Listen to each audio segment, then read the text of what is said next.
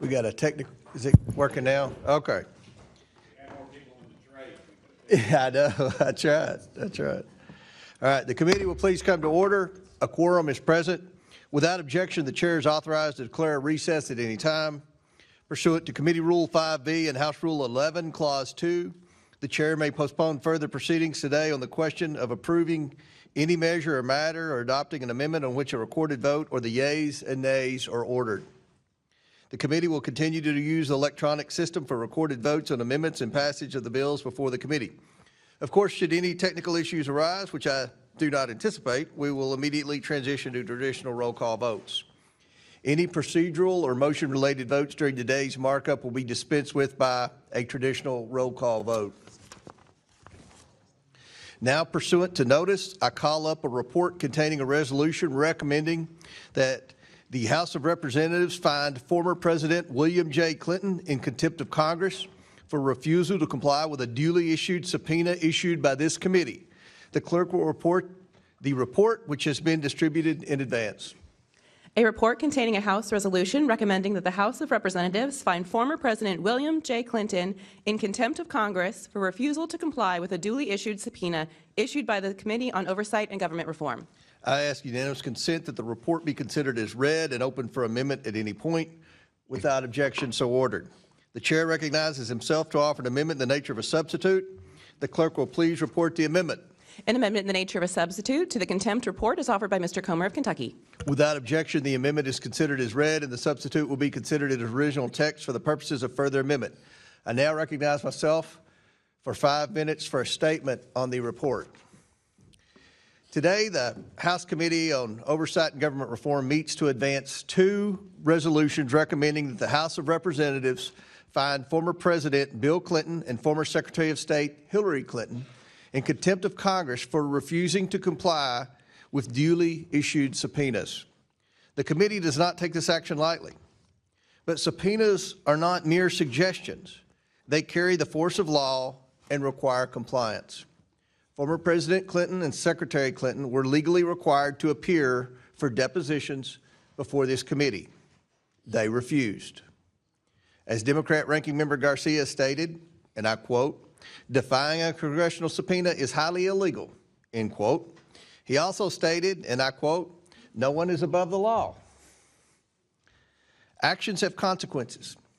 6 months ago, Republicans and Democrats on the House Oversight Committee's Federal Law Enforcement Subcommittee unanimously approved deposition subpoenas for the Clintons by voice vote as part of our investigation into the federal government's handling of the Jeffrey Epstein and Ghislaine Maxwell criminal cases. More than 5 months ago, I issued those bipartisan subpoenas. The Clintons' testimony is critical to understanding Epstein's sex trafficking network and the ways he sought to curry favor and influence to shield himself from scrutiny. Their testimony may also inform how Congress can strengthen laws to better combat human trafficking. Since issuing the subpoenas, this committee has acted in good faith. We've offered flexibility on scheduling. The response we received was not cooperation, but defiance, marked by repeated delays, excuses, and obstruction.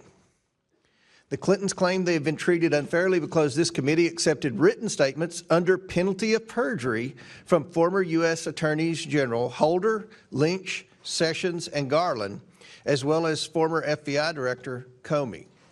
Those written statements were accepted because none of those officials recalled information relevant to the Epstein investigation, nor did they have personal relationships with Epstein. By contrast, the committee required in-person testimony from former U.S. Attorney General Barr and former U.S. Secretary of Labor and U.S. Attorney Acosta, both Republicans, because they possessed information directly relevant to the investigation. The Clintons are in a fundamentally different category. They had documented relationships with Epstein and Maxwell, evidenced by numerous photographs, flight log records, wedding invitations, and other materials. Some of these photos can be seen here. We repeatedly informed the Clintons' attorney that written statements would not be accepted. The subpoenas required depositions. Federal courts have consistently held that witnesses may not impose their own conditions upon the manner of congressional inquiry.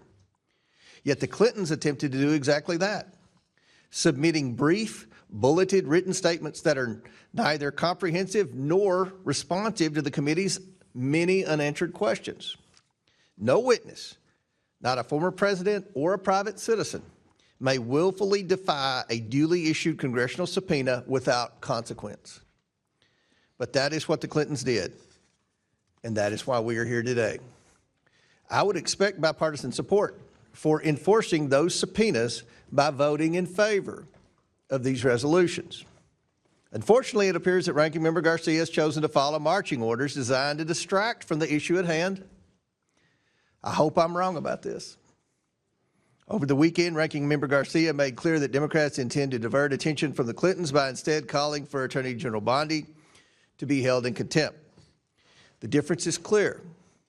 Attorney General Bondi and the Department of Justice are producing documents.